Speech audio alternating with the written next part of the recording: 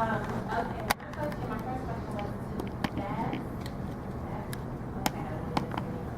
Okay, so, well, first, congratulations on being the first trans, admitted and conducted with the DNC. What do you feel, in retrospect to the struggle that you shared and how hard it was to get, or is to get trans rights, passed and laws and legislation and things like that? What do you think that it says that you have now been inducted into the DNC and the first one to be inducted? Do you think that's going to open the door for further law, legislation, and political, changes and recognition for trans people? I hope that I try to set an example. I've been a critic of the whole LGBT political movement because there's a lack of maturity. As a person, I've always been kind of flexible. You try do something, it doesn't work, let's try, why didn't it work, let's try something else. Very often, they keep on doing the same thing over again. With the LGBT, and especially perhaps with trans people, very often to organize, and organization is extremely important. And sometimes I describe it working with trans, it's like trying to herd cats. It's difficult, but it can be done. It can be done, and it's just, I think, people focusing very often. There's still the problem in New York, and one of the things I saw there is that maybe there were a couple of, among the leaders, personalities, that it's more about me rather than the community.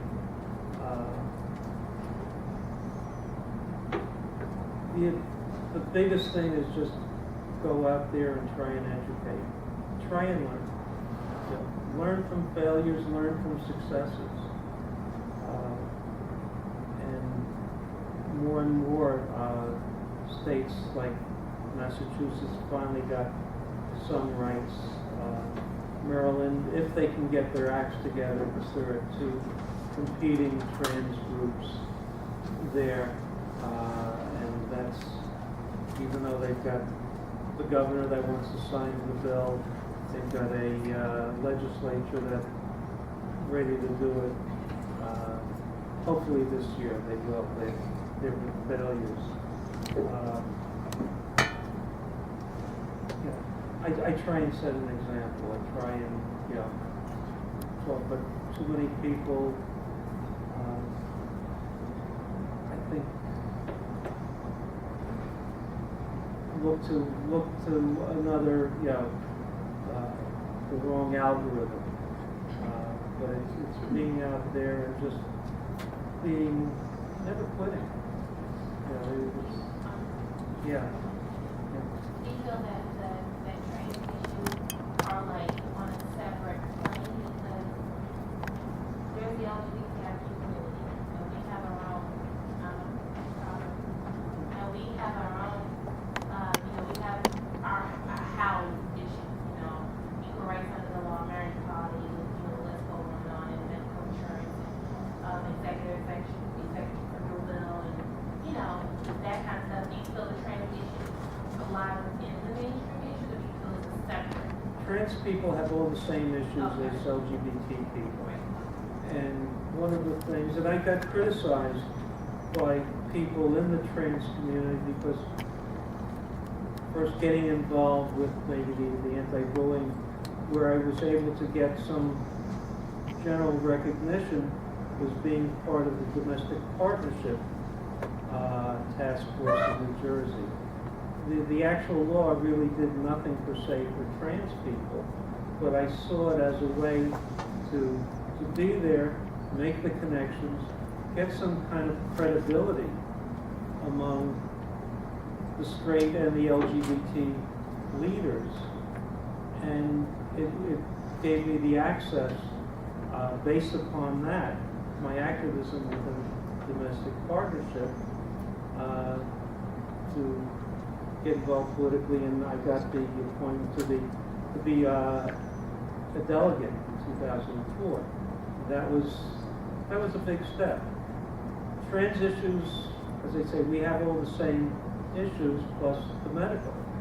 It's still, I found it as a small business owner who paid for part or in some cases all the medical issue for my employees. For myself, I wasn't covered. Or even to get basic meds, basically had to lie.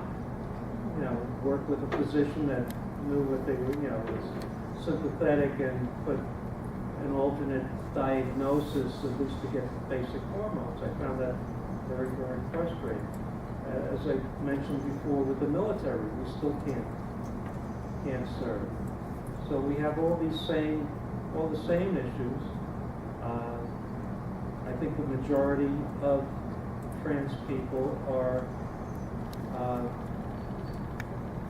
fall within the LGBT. You know, I was formerly perceived as a straight man. Now my sexual orientation never hasn't changed, so now I identify as a lesbian.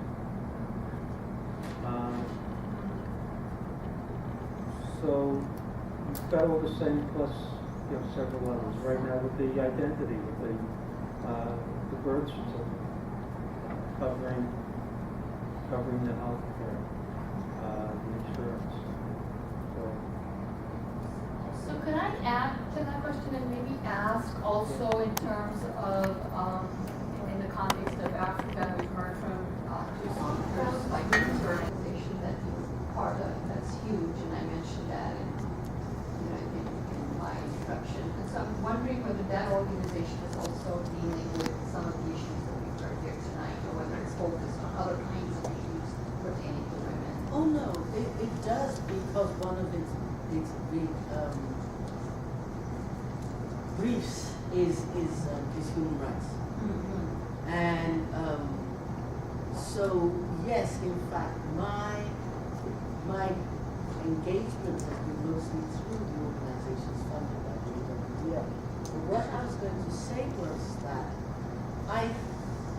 I get concerned sometimes that there's sort of a disconnect between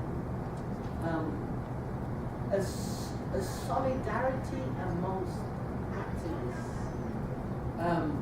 whether or not they are within the LGBT community, the solidarity amongst the activists working for sexual rights across, and sometimes in places where there are legal protections.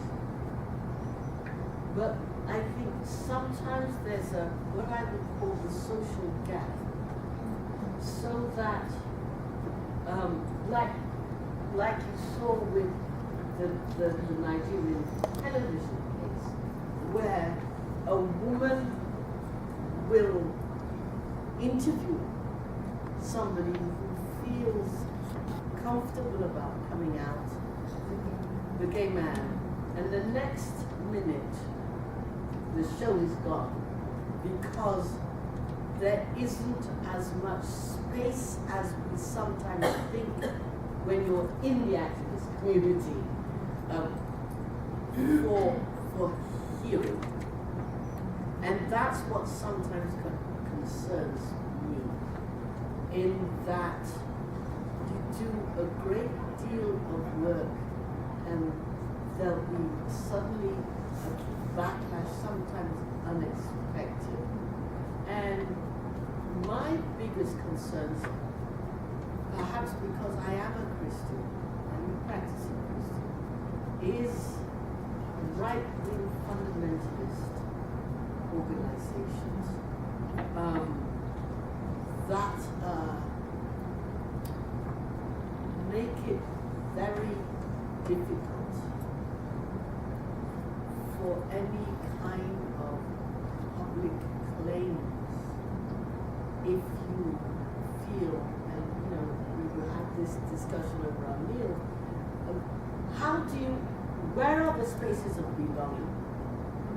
And what kind of challenges and straitjackets and silencings and so on do we continue to wrap people in because we know at heart they still want community? Who wants to lose their family? Who wants to lose their spouse? I was very struck by what you said about your wife. That's love. I don't need to tell you that, but I know a lot of people who are Free and afraid, acceptable, even yes, in intimate spaces. And that what sometimes I worry about how to protect ever widening fields. And I think we are responsible because otherwise people get killed. I mean, Yes. people literally get killed, you know. And what are we asking who to do? And it is not only the responsibility of the people who so identify, the people so labeled, depends on which side of the fence you're looking at. It is not only their responsibility, it's a collective responsibility.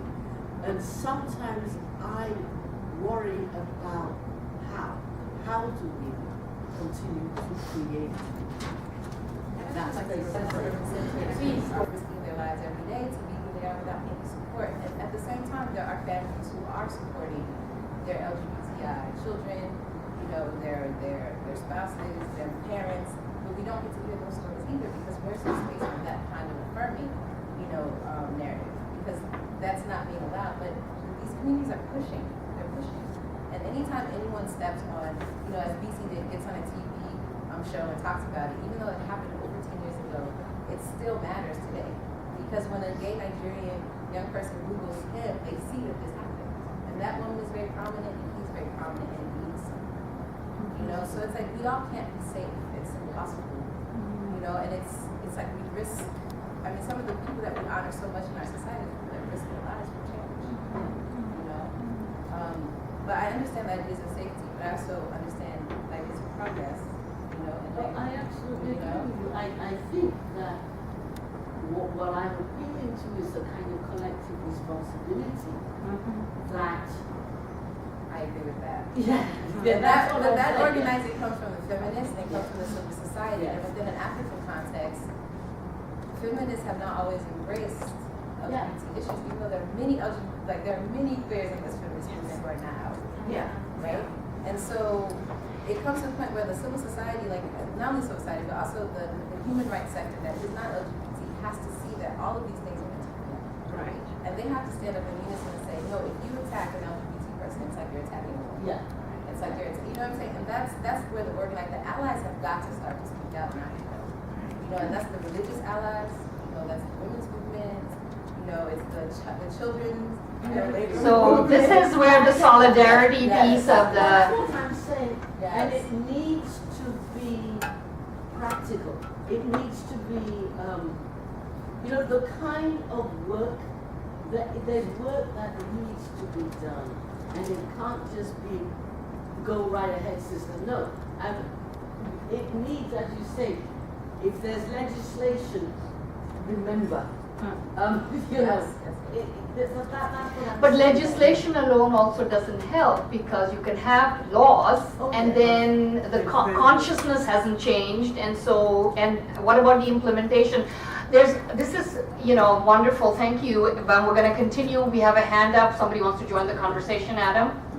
Yeah, in dealing with exactly what you're talking about, I think one of the problems that you mentioned is, you know, the West, or especially Americans' perspective of Africa, which is kind of this homogenized view of it, and also the media's portrayal of just kind of degrading aspect of sexual violence rather than one community and of survival and of feminism in general. When it comes to issues like this, I tend to think that progressing the values of institutional education is an important step in changing public opinions in that way. In particular, I think I would like to see transnational feminist perspectives made into a general education requirement in higher education. If not, so I have a two-part question. First of all, in your different fields, is that a priority that you would like are trying to work towards? And second of all, over the past couple of years, the development of the advent of social media, the development of like international or global channels of communication, has that opened any new avenues for any of you in trying to, I guess, sway public opinion and public support in, work towards that goal? I can answer that saying yes, both in theory and in practice. That is to say, I am privileged, Rutgers isn't perfect, but I am privileged at being at a university that has, over the decades, been conscientious about building a curriculum, building a sense of activist responsibility. The Department of Women's and Gender Studies we started a program 20 years ago, but it started in activism. The Center for Women's Global Leadership, the organization that did the first mobilization and continues to mobilize the 16 days, for example, of activism against gender violence, is at Rutgers. They were behind a lot of the Vienna tribunals at which women's rights and human rights was taken up by the UN, etc., etc., etc. But in a practical sense also, I had a wonderful sense of, pride, I guess it really was. At the beginning of this semester, one of the things we're doing in women's and gender studies at Rutgers is being very proactive about new digital media and transforming the curriculum. We're in the process of actually creating a new minor with the School of Information Sciences.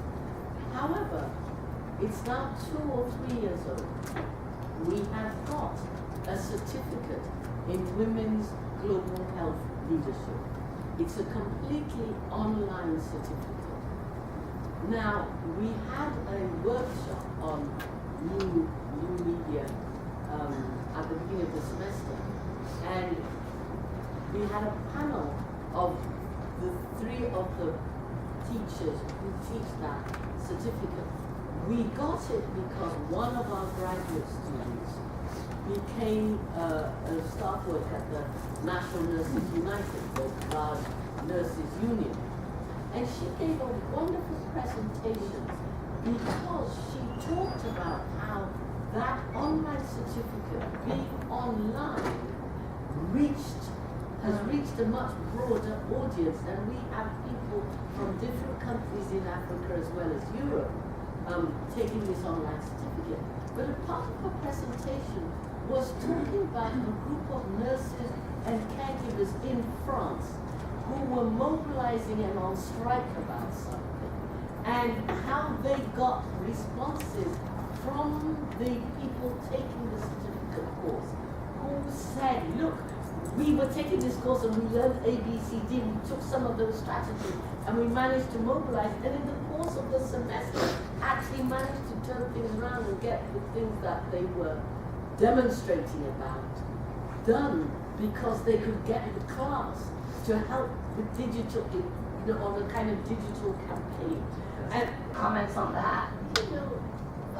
Some of us come from societies where you just plain don't talk about sex.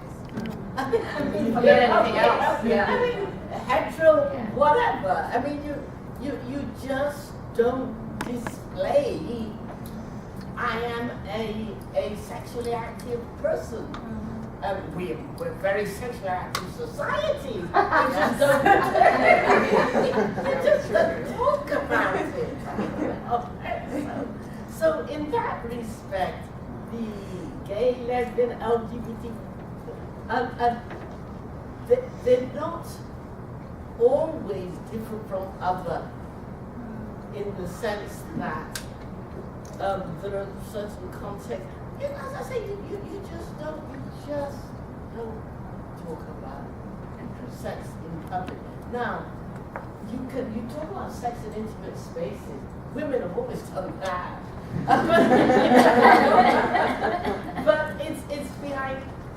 behind closed doors. It's not in the classroom.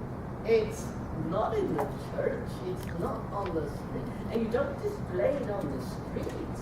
In Ghana, we're a very tactile and affectionate society, so people hold hands and Yes, so on. as And it- even- yeah. that happens all the time.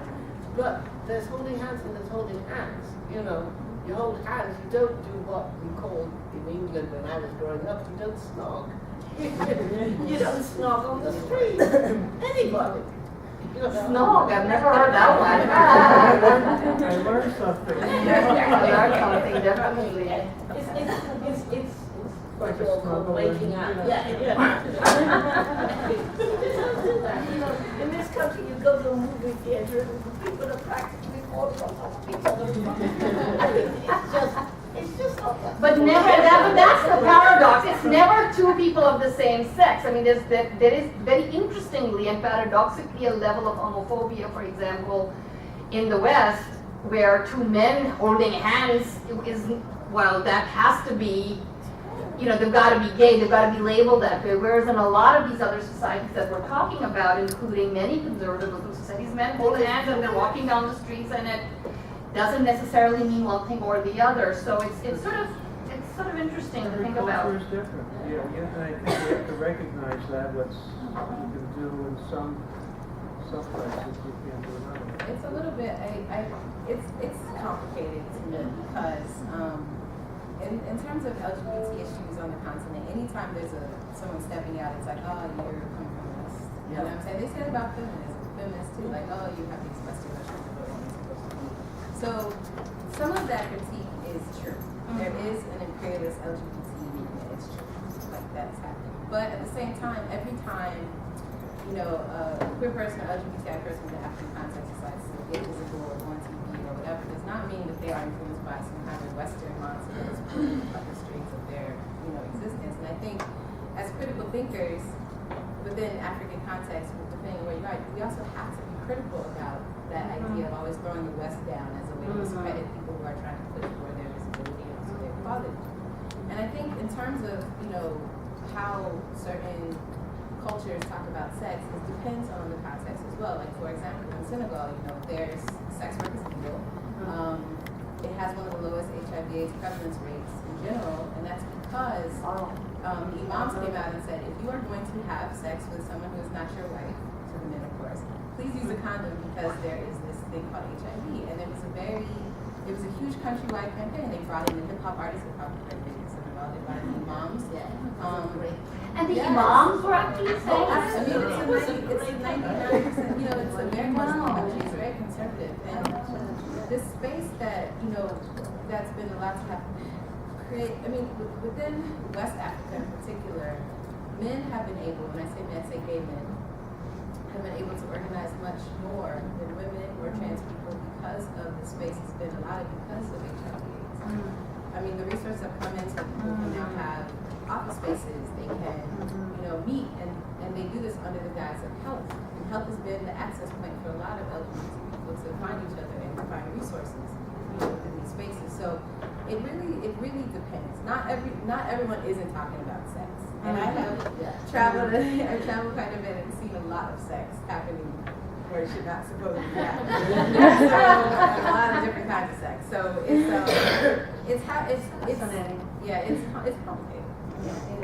But I mean, even one of the novels we read, you know, it's an old one, Mariama Ba, who writes in the 50s, late 50s, just that shortly after independence of Senegal, a very traditional woman who by the end of the novel has a daughter who gets pregnant out of wedlock, and she totally comes to terms with it very quickly and in a very accepting sort of way. So there are these moments of rupture and difference within what are otherwise overarchingly, you know, what look to be like this one kind of narrative. There's never one narrative anywhere, I think.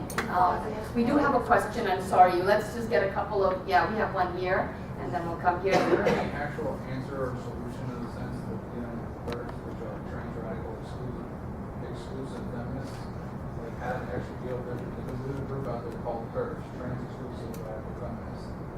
being myself a trans woman that identifies as a feminist, that cares about human rights, how do you combat a group of feminists that don't want to include transgender women? What, can I, yeah. Yeah. I'm a little familiar with some of that. I know there's a lot of discussion on some of my lists. And what kind of, I think the latest one is Kathy Brennan. Have you ever seen her? Google a picture of her. She's as masculine and butch a woman as possible. What I found as far as transphobia within the gay and lesbian community, it's very often, I noticed it first with actually some people that I knew. And it really comes down to, I think those are the people that are a little insecure about their own gender identity. So there's some of the gay men that are transphobic. They're good queens. you look at it. And some of the women that are extremely butch. I don't want to cast but it's just those particular that won't admit to their own internal gender variance. And I haven't done any science, but I can point to many different anecdotal stories. Some folks, a friend of mine in North Carolina had a proud trans woman, first trans woman delegate from North Carolina, trying to join the local Federation of Democratic Women, and there was a big stink by one woman from the, turned out she was a lesbian, and she was making a big to-do that you can't join, you can join the male auxiliary, and stuck my tooth. But the first thing I did when I Googled it, what this woman was extremely foolish. And So how do we tackle? That's the question. Can we maybe you then? throw it right back at them. Yeah. You just stand up and make, let them look at themselves. But also sometimes also pick your back. Yeah. Why do you love them? I mean, it's like, it is, if you have work to do, I'm not saying that kind of exclusion is not important. If I need the alliance to get a bill to Parliament or whatever, then yes, talk to them and educate them, what have you. But we have work to do. And a group who are so, I mean, the only thing that offends me is they use the word feminist. Feminist, But I exactly. don't have a purchase on the definition of feminism. I mean, unfortunately, I don't. I wish I did, but if if I were to start insisting that feminist means only this, I'd be behaving like that. You know what I'm saying? So human beings identify all kinds of things. I don't have a purchase on the meaning of feminism. I don't have a purchase on the meaning of Christianity. I don't have a purchase on the meaning of woman. I don't have a purchase on any of that stuff. I only know what it means to me. And the only thing I can do on a daily basis is what is the work I have to do today? What alliance can I build to do the work? And in doing that, what vigilance must I keep watch on so I don't offend or hurt or betray somebody who considers themselves a man? And what's the size of these, when you say radical? That should set off an alarm. How much gravitas, how important? They may be very loud, but what do they really represent, and what have they actually done? Think about it. Most of the time you can go, if it's just talk, go around it. If they're in a position, if you have an individual that's in a position to do something to affect you, then you fight. But pick your battles. You get, I'm sure you'll get many more allies. Okay. We're gonna take one last question because we're running out of time, so this one goes to you. I myself, like, I'm a Christian, and you know how like Christian views like are against everything, but I'm not. Like, I feel like That's the broad statement. Okay. like no matter what you believe in, what you want, like everybody should be acting in a way. Like, who are we to judge, you know? So, as what you like believe in your like career choice, like, do you think that like your religion gets in the way or something like that? No, my religion does not get in the way of anything. Personally, absolutely not. If anything, it empowers what I do. I am a missionary about teaching. I grew up in a Salvation Army Methodist church. And you know, what can I say?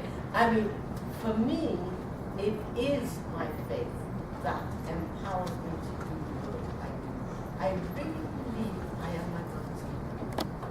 And that translates on a daily basis from everything from, as I said, therefore, what is going on in my neighbor to what's going on in my neighborhood to what I do in my class. You know, at the beginning of every semester, when I'm about to see a class for the first time, you know what I say to myself? I say to myself that wonderful passage from St. Paul's epistles to Philippians. Because think of what it means as a teacher. If you walk into the classroom and what is in your head is, and whatsoever things are good, lovely head of it will stop you saying a whole lot of nonsense. And you are standing in front of a classroom full of 10, 20, 100 people who are going to remember what you do in that classroom. It's an awesome responsibility. And I don't take it lightly. I think it's a privilege to be allowed to teach. I don't take it for granted.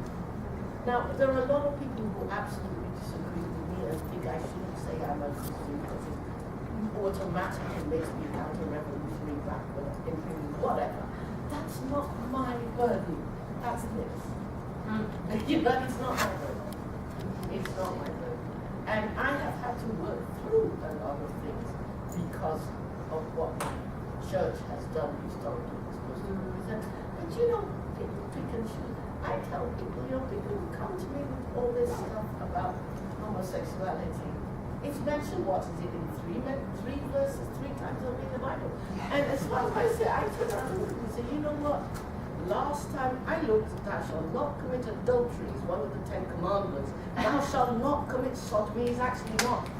I mean, I'm not advocating the committing of sodomy, but what are we going to, you know, sodomy being, I mean that in terms of its coercion, you know. But that is to say, we pick and we choose and we throw things at people. No. I am responsible for what I throw.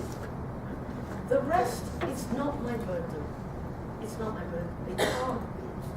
I can be responsible for what I believe and how I think it makes me move in the world.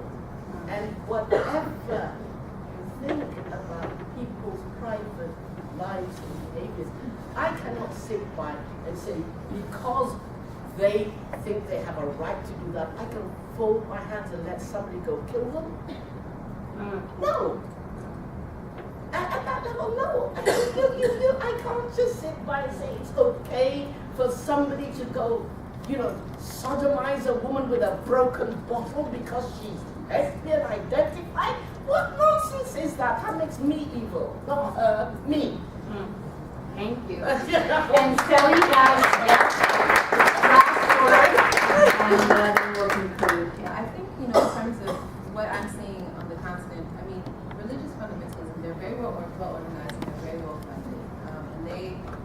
And in the Christian context, particularly Uganda and Kenya and other areas, there are a lot of times it's coming from the U.S. These are very well funded American evangelical movements that have gone into Latin America, into Africa, and have spread their good news, which sometimes includes a lot of homophobia, transphobia, and then cost of violence. And I think as religious people, wherever you fall on the spectrum, whether Muslim, Christian, it's important that we challenge these ideas within our own faith practices, where we're allowed to, as spread these very vile and very irresponsible gospels. And I think oftentimes people don't see that as part of activism. When you go into a church and the preacher or the priest is spreading homophobic information, I think it's our right as human rights people or activists to say, no, this isn't right. This isn't a safe space, and that's a small thing. And in terms of how LGBTI communities within Africa are combating this, we're not as well funded. I mean, you'd be surprised the millions of dollars that's pumped into making sure that anti-gay law passed in Uganda. That came from the religious right. So this is more than just what I believe and what you believe. This is actually influencing policy and affecting the lives of people halfway across the world, and it's something to really think about. Well, thank you, and I would just like to conclude by saying that the three things that I really walked away with is, first, I think that almost all of you, but I think Abby started out by talking about the transformation of ignorance, right? That's what's needed, and education is key to that, whether, as Adam was suggesting, institutional or on the daily basis, right? What we can do to sort of talk, to remind ourselves, to educate ourselves and educate our neighbors as well. Sally, you said something very profound about how you think about how you can change the silence, right? That's an important goal, to change the silence around, in particular, LGBT issues in Africa, and how you came to that point. And so again, it goes back to the transformation of ignorance, which Abby was talking about, right? Because silence is a form of ignorance. And how do we, by changing silence, by speaking out, also call attention to those areas which really we need to think about and talk about and sort of become allies about. And I think that's where I would answer your question as well from Babs, when you said, you have to look for, and what you've done in your own career is, where are my natural allies?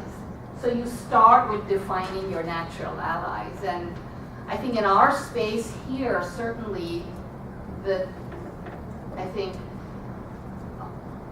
the women's movement in its best form, right?